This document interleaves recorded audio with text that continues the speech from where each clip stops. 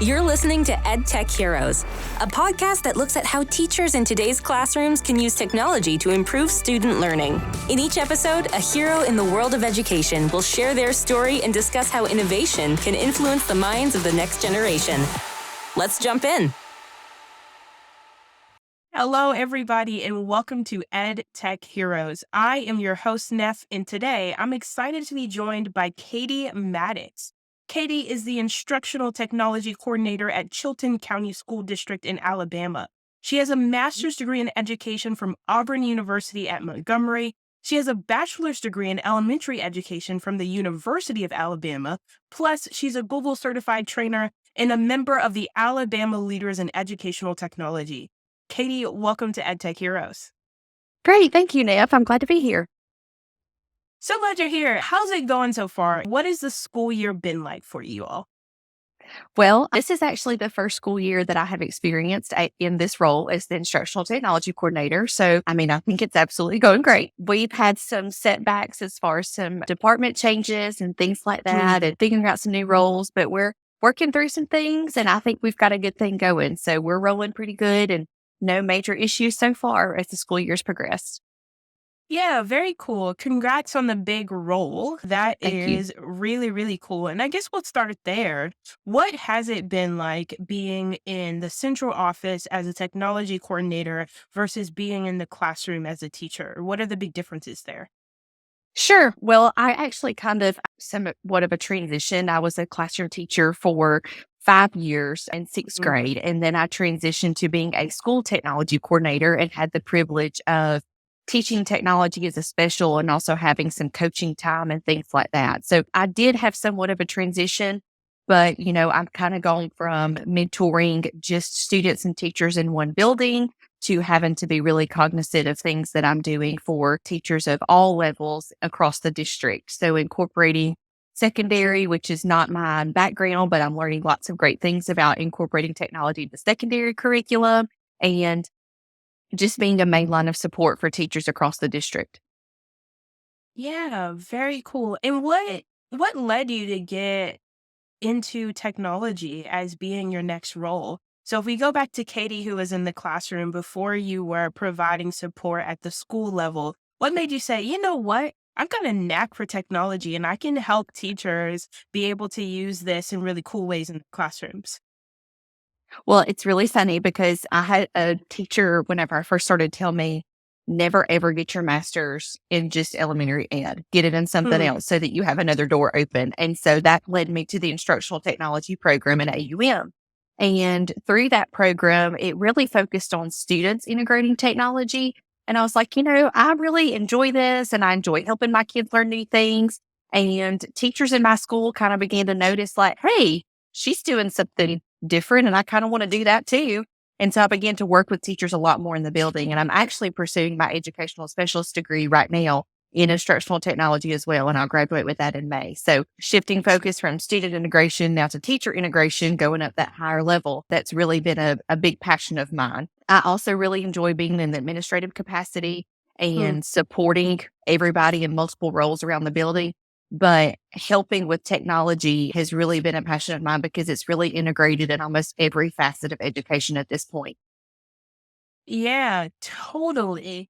And it's interesting that you say at this point, because I imagine if we were having this conversation 2, maybe even 3 years ago, perhaps we would not have been able to say that matter of factly, that technology is so integrated in everything that we do. So, talk to me a little bit about how technology integration and the role of a tech coordinator has changed in the last 3 or 4 years as technology has become more prevalent in education. Sure. A technology coordinator that retired this past year, she had been in that position for 10 years. And just listening to her speak about all the changes that have happened in 10 years is insane. Whenever Hmm. I first started teaching 10 years ago in the classroom, we had 2 computer cards for an entire school building to share. And now, to the fact that most schools in our district have implemented one-to-one and thinking about how much we have fast forwarded even in the past 3 years has been insane. Now, it's kind of like teachers have an abundant amount of resources and it's not thinking about, well, what can I use and just make this work? And now it's kind of transitioning from trying to pull together resources to just picking resources because they have such an abundance of things available to them. So it's kind of flipped where you're not struggling to find things, you're struggling to find ways to use the things you have. Oh man, that is keen insight to move from this place of scarcity where you're like, I'm trying to make Thanksgiving dinner and all I've got is macaroni and Parmesan cheese and I'm going to figure out Right. how to do it. To you go into the grocery store and you have 20 different kinds of cheese and you're kind of saying, okay, what is the Yes. thing that is actually going to make the most delicious meal that is going to be able to cater to an audience? That's so cool that we are in that place. And Hmm. it puts a different onus on technology coordinators. I'm not sure it's actually any easier though, is it? No, not at all. We just have so many options of ways. And especially with the pandemic, which I know that, everybody is still, so we're still talking about the pandemic. We made so many things available to our teachers that now it's kind of taking that step back, honing Mm, in, picking what works for you, and continuing to support that infrastructure and make those things work. yeah, totally. And you talked a little bit about y'all being one-to-one in most Hmm. schools throughout Chilton County. And it sounds like y'all initially started that transition back in 2019. Is that right? That is correct. The particular school that I was at, were already in the process and were actually already almost one to one pre Mm, pandemic. Most of our secondary schools were in that situation as well. Maybe not all of the elementary schools because they didn't use them as much on a day to day basis as your middle and high schools did. But with, funding that was provided to the education department and, then trickled down to districts from them, we were able to purchase devices that made every school in our county one to one. So that's really awesome and definitely a huge blessing for us and a privilege that we have that ability to maintain that. And so, some schools are still using a device checkout program. Some schools are just using it within their school buildings that the devices stay there. But pretty much in every campus that we have, again, minus some of the like lower elementary, K1 classrooms, mhm. every student in that building has a Chromebook that they can use. That is wild and so amazing, especially when you talk about having two carts that were shared throughout the entirety of the Yes, building to this just 10 years brand ago. new exactly, to this Yes. brand new space where every child has a device that they can use. Mhm.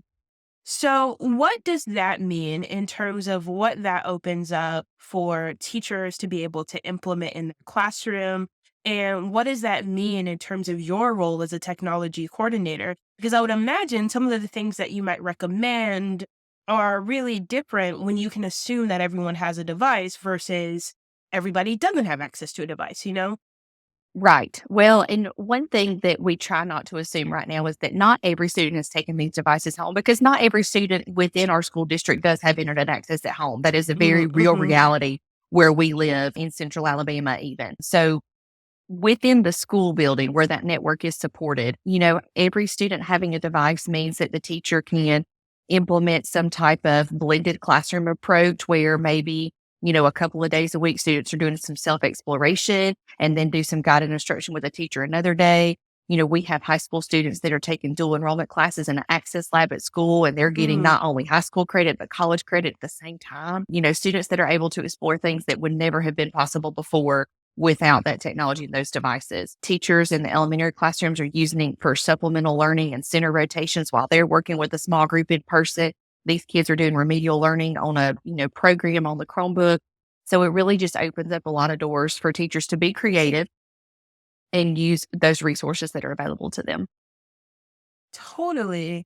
It sounds like on some level, every student having a device decouples learning from the teacher exclusively. And what I mean by that is that certainly teachers are so important. Hmm. And not that technology is replacing teachers, but instead giving students other avenues whereby they might be able to acquire learning. If that is that high school student that now has access to a collegiate professor in that dual enrollment class Hmm. that they would not have had access to without that technology, or now they have access to a program that is providing that remediation coupled with what that teacher is able to provide. It sounds like there are lots of opportunities throughout all of the grade levels, throughout all of the counties, where students now have access to more resources and more Absolutely. ways to be able to learn. Absolutely. And one thing just to remember too is that in no way, shape, or form is that computer going to replace that teacher experience. Mm. It's just enhancing the learning, and the teacher still has to, be that facilitator role to make sure that Mhm. things are being utilized correctly, students are on task. Nothing is ever going to replace that aspect. But the possibility of what it can be done in enhanced learning is just too great not to take advantage of. For sure. And let's sit there and talk about teachers for a little bit and maybe have a little bit of a candid conversation. I've Sure. seen on Twitter that you talked a lot about teacher burnout and how administrators have to play a role in preventing. So before hmm we even talk about technology's place in teacher burnout or anything like that, I just want to hear you define the problem. Like what is happening right now in schools and what does that mean for teacher morale, for teacher burnout, for all of these things that we hear talked about actually quite a bit over the last year and a half, 2 years. Yeah. And, there's no other way to describe it other than it's just so many things. I just came out of the building. Really, I started the school year in the building in a transitional aspect. So really, Hmm. I'm still in the schools. I'm still there. I'm just not a, day-to-day member there anymore. And it's so many things. There is an enormous amount of pressure right now to play catch up for these kids who really didn't even have a traditional education placement for 18 months with our, the COVID pandemic and the virtual learning option and things like that. Some students were not in a school building for 18 months. So that catch up is just a tremendous amount of pressure for anyone. There are so many societal changes and so many issues going on today that teachers and students feel the pressure of that's just so great. And it's, again, the amount of resources. We have so many things. And it really takes, I think, a true aspect of the leadership in the buildings to drill down and figure out, okay, this is what's working, this is what's not working, and this is how we're going to fix it. This is what we're going to do. And it's just taking those one steps at a time. And you really have got to bring everybody together, and like you have seen, there's a tremendous amount of turnover right now. It's a really hard time to be on those front lines. And one thing that I try to help encourage everybody, especially being at the district level now, I don't ever want to forget what it was like to be that person in that classroom. And I'm still Sure. one of them. I want them always to know I'm always one of them. Without teachers, no other profession is going to ever exist. Teachers are the ones who Mm, create our profession, who encourage those students to go the distance and become a trade worker or go to a university and get a career. They're necessary in order for this world to work, and we've got to support them on every level that they need. absolutely. And I think you've articulated it on one level in terms of defining the direction as being so key for helping teacher burnout. And especially when we think about teacher burnout, or one aspect of it being just so many dang priorities teachers are juggling Mhm. on a daily basis, right? Having somebody come in and say, okay, this is what we're going to tackle first, this is what we're going to do second, and this is what we're going to do Mhm. third can be so refreshing because now you don't have to use your mental energy to decide how to prioritize those Yes. things. But Right. beyond that, what else do you think administrators have to do to be able to encourage people to stay in the classroom, right? Like you talked about teacher Mhm. turnover, like people are so burned out that they are leaving the profession in droves. What do we do to prevent that? What do we do to make sure that teachers actually have joyful days at work? And all of these other things. And that's certainly not to imply that that's not happening now, but I do want to sort of make sure that we all understand the gravity of the situation. And I think we all do, but let's sort of Mhm. like sit in just how bad it can be sometimes. Sure. I was at a professional learning group workshop a couple of weeks ago, and a coach actually referred to herself, and I thought this was just fantastic, as a teacher bartender. So, Mm, you walk into a bar, kind of long day, you just want to have a drink, you want to get stuff off your chest. And that bartender who is just there, you dump everything on them. And so, in an administrative capacity in a school, we kind of have to be that for the teachers. We have to be willing to listen to them and say, hey, that kid that's giving you fits, let me take them for a few hours. I'll take that off your plate. That parent that's blowing up your email, send it over to me. I can take care of that for you too. Mm-hmm. And I know that it's next to near impossible to do that for every person in your building and juggle all your responsibilities as an administrator. But that's one of those things that we've just got to carve out time to tackle a few people each week and help take those things off their plates. And I think that goes a long way with the morale of your staff, because if your teacher knows that you're willing to step up and take things off their plate and help juggle those responsibilities, I think they'll respect you a lot more. And in turn, they'll put a lot more into their job for your school too. For sure. That feels like the epitome of servant leadership to me. Absolutely. And I mean, that is the type of leadership that I do have. I'm also in graduate school, I mentioned for my ed specialist degree, but in combination with that, I'll be getting my master's in instructional leadership as well. And that's exactly the type of leadership that I follow as a servant leadership model. Very cool. So let's take a step back. We talked about how people can aid in burnout. And I think that probably is the most important lever that we can apply to the problem. But is there a place for technology as well in terms of helping teacher burnout? And if yes, what is that place? Sure. Where I think a lot of the issues break down right now is that teachers, some of our more veteran teachers who have an abundant amount of knowledge in the classroom, they're so scared of the technology usage, and it feels like it's one more thing to learn. But if, we use it to our advantage, it can actually help. One of my main mottos that I use is that we want to use it to help us work smarter, not harder. So let's take a high school teacher, they're teaching 6 classes of the same subject content. If they were to record their lessons, they could use recordings if they have to be out, and not just have students do busy work with a substitute. The students could still absorb content from that teacher, helping catch up students who are absent. And, right now the flu has just been rampant through our schools, and kids are missing 3, 4, even whole weeks of school. If we were just be able to maybe record some of those lessons and replay those for the students, that would be, I think, take a great burden off teachers. And then also with, things like Google Classroom is something that comes to mind. Kami does this as well, those auto grading features, and I know that doesn't always give you the most rigorous form of learning, or it doesn't always give you all the levels of knowledge you need to assess. But taking advantage of some of those tools and things that can do that can really help simplify some tedious tasks and whenever you're thinking about your role as a teacher. Totally. I think that was my aha moment with technology when I was in the classroom.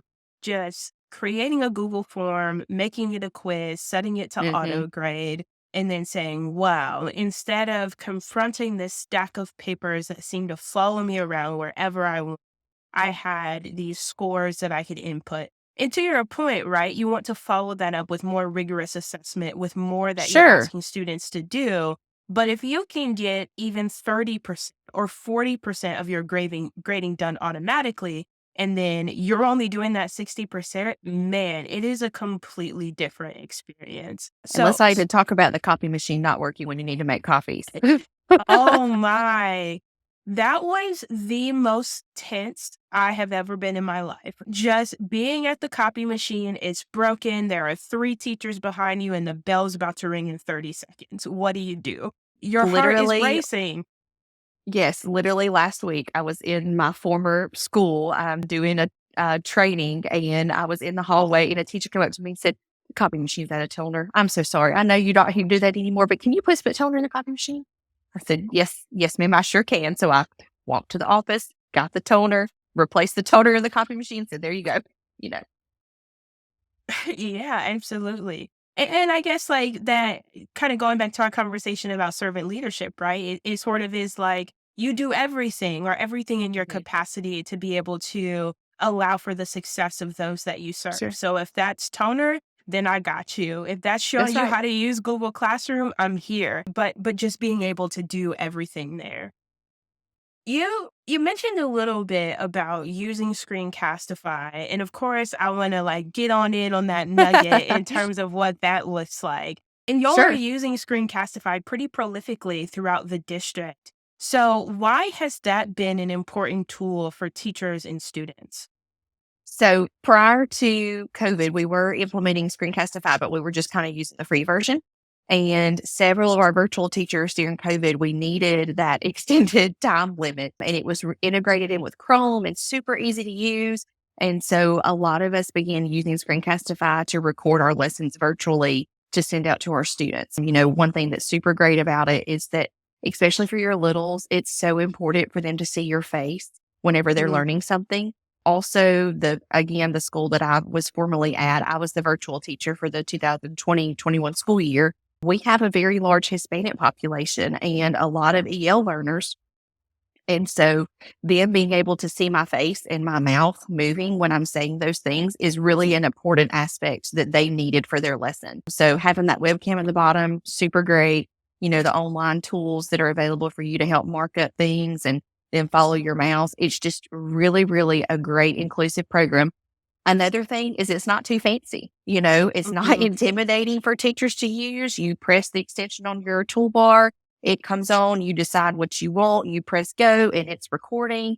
For me personally, when I make professional development videos, I use that export to YouTube feature just because it's so much easier to share and I don't have to worry about the permissions and all that great stuff. So to me, it's just all around one of the better screencasting programs to use because it's not too complicated and it delivers just what we need. Yeah, for sure. I think there's always this ongoing question about complexity of a program versus its Mhm. simplicity, right? Like, we want powerful tools, we want them to do a whole lot for us, but we don't have a lot of time to be able to figure out all of those different things. Yes, And sometimes a Swiss Army knife, the like quick and dirty version, is exactly what you want. that's right. Um, but I think it's cool also that you talked about how video can be powerful for these different Mhm. populations, whether we are talking about kindergarten students who might need that repetition, right? So being able to have Mhm. a video that they can watch over and over and over again that showcases your face. Or if we're talking about this English language learners who maybe are using features like being able to slow it down, like sometimes like watching a video at 0.5 speed, or maybe they're taking a look Yes, at the captions or whatever it is. It's cool that video again supplements what the teacher is able to do and gives students these new options to be able to learn in a way that makes sense for them, kind of making it a little bit more personal. absolutely. And while talking about personalization, I think some of personalization is what students might be able to do on their own, like accommodations that they Mhm. make for themselves on their devices. And it's cool when we can teach students that these things exist. But another layer of personalization is how teachers actually embed that in the lesson and create Mhm. these opportunities for students to have unique learning paths. So, when you think about personalization as a coordinator, how do you help teachers use technology in order to personalize learning? Sure. Well, I think that making them aware of a lot of things that are available is super important. Within our district, most of our devices of choice that students use are Chromebooks. And, Chromebooks have tons of accessibility features built right in there. We're also a Google district. And so several Google tools have things like speech to text embedded. I will never forget the moment last year I showed one of our special education teachers that feature and how easy it was for them just to click that microphone and talk. And it read they said what they wanted and typed their sentences. And she just stared at me like I had handed her $1 million. And I was like, it's super simple. We don't have to spend 2 hours asking them to write a sentence if they can say it. And I think that finding those little things to help every student have that success is so important because technology can help everybody work the way that they work best. If they need that speech to text because their handwriting, God love them, they just don't have it and it's hard to read, give them a Chromebook and let them use speech to text. Students with visual impairments, they can adjust their screen settings so they can see better. And like you said, that playback, I have had so many teachers tell me over the past 2 or so years that I've been doing PD videos, say, I am so glad you did those directions on a video because I could watch it over and over again without having to Mm, stop you and ask you in person, can you please explain that one more time? Can you please do that again? I had a video and I could watch as many times as I needed to without having to bother you or be embarrassed by the amount of questions I have. So it helps everyone be set up for the success by giving them what they need in order to be able to be successful. yeah. And as you're talking, I think for me, sometimes when I think about personalization, and I would imagine that I'm not alone here, but maybe I am. A lot of times we think about how we can personalize the content that we deliver, or perhaps even Hmm. the modality in which we deliver it. But there's also this like whole other umbrella of personalization where we think about how students are able to deliver content back to us, right? Yes. So, like, for example, if the end product is I want a student to write a paragraph, it is personalization to say that, like, Hmm. maybe Bobby is going to write it by hand and Timmy is going to type it and James Hmm. is going to use speech to text. And I think sometimes thinking about personalization in that context gets a little lost, but dang, it's powerful to also think about all of these different ways that students can reach the same ultimate task, but Yes. have a little bit of a different vehicle to get there. And there's so many tools that integrate those options within them. And, I know as a classroom teacher that it's a struggle whenever you have so many differentiations you have to give for your students based on, if they have an IEP or they have a 504, they have a plan because they are in ESL. And you have to try to adapt your lesson and your content and the way that they need to give an answer back to you, using a technology tool that can help them respond in those different ways and the way that they do it best is just a game changer. Yeah, for sure, for sure. And that's a good call out too, right? Like, it's tough as a teacher going back to earlier in our conversation to say, okay, I have these 10 different things I need to do. And in order to accomplish that, I'm going to have to use 10 different tools. Like, that's not Right. sustainable. It's not Mm-mm. good. But saying, okay, I have this one tool that again is going to be my Swiss Army knife. It is going to allow students to be able to do these 10 things, but again, under one umbrella is a completely different conversation. That's palatable. That's something that we can learn. Yes, absolutely. Oof. All right. So before we wrap up our discussion, we have a segment here, which happens to be my favorite, where we ask every single one of our heroes to share some tips and advice for teachers. I'm going to amend it today because we're so close to Thanksgiving. This will probably air after Thanksgiving, but I don't care. We still want to know about people's Thanksgiving preferences. That's right. That's So, right. so two questions for you. One's an easy one, and one I think is pretty hard. Oh The gosh. easy one is, what is your favorite Thanksgiving food? Oh my goodness. Well, my all-time favorite is probably the thing that I am responsible for making for every Thanksgiving, and that's my sweet potato casserole. And Ooh, it does not have marshmallows on top, not a marshmallow. Nope, I you gotta have your pecan, mm, brown sugar, butter, caramelized, crunchy. That's gotta be the topping. I respect. I'm not a marshmallow person either, and I don't know why people do it. Like, why have we decided that this is what we're gonna do to a poor sweet potato? You gotta have that contrast and texture, I like agree. crunchy on top and the smooth on the bottom. Yeah, I like it. that's what you gotta go with. All right, and now for the hard question. If you had to get rid of one Thanksgiving food, which one would it be? Oh my goodness. Not a really big bread person, so I'm gonna throw those dinner rolls to the side. I'll get my bread from the dressing. I'm gonna do it. Oh man, how are you gonna sop up that gravy?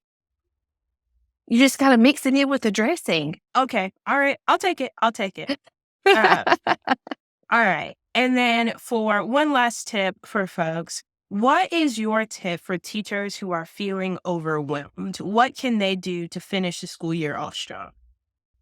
Well, it's kind of twofold. I have two things. Number one is I was recently reading some research articles online, and it was talking about how even though teachers work in a building full of people, how alone they really are in their classrooms. And I Mm, was like, oh my gosh, that they're so right. Like I remember coming home some days and I'm like, I just want to talk to an adult for 5 minutes. Not a child.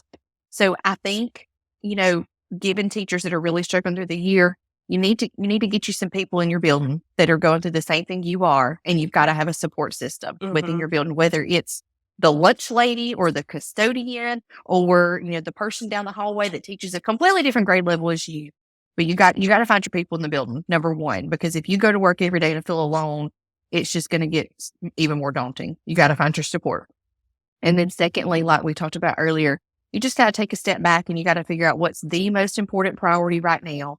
and make a plan of attack and just go down the list. Once you get one thing taken care of, move on to the next. Because even though teachers are fantastic multitaskers and make so many decisions at the drop of a hat on a daily basis, if they're going to make actual progress towards a goal, they got to just take one thing at a time, one step at a time, mark it off the list and move on to the next. Totally. That makes so much sense. Find your folks and find your priorities. So one last question for you. What are some of your favorite online resources that you like to share with either educators or maybe other tech coaches?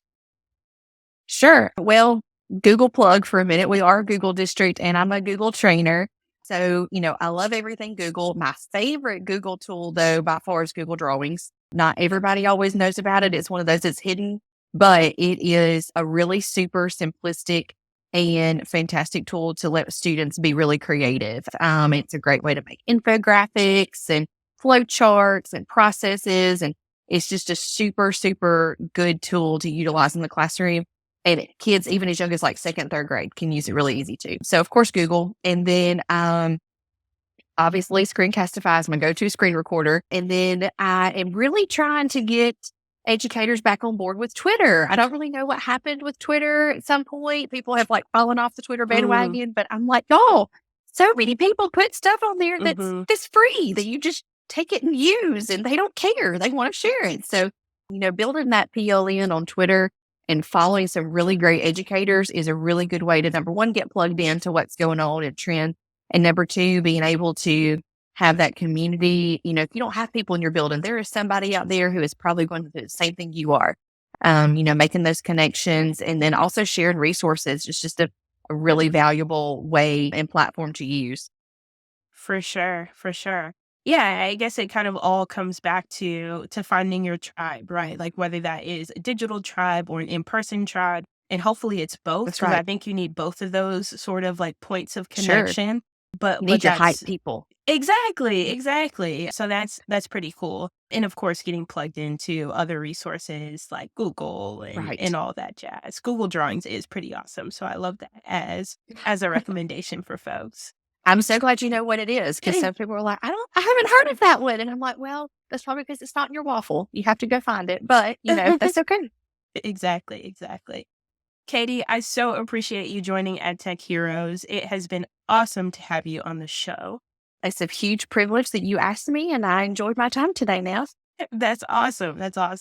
Listeners, if you're listening, make sure you connect with Katie. She is on LinkedIn, and she is leading a crusade to get us all back on Twitter. You can find her at KP_Maddox. Thank you so much for listening. My name is Nef, and I'm looking forward to seeing each and every one of you next time. Thank you for listening to this episode of EdTech Heroes, presented by Screencastify.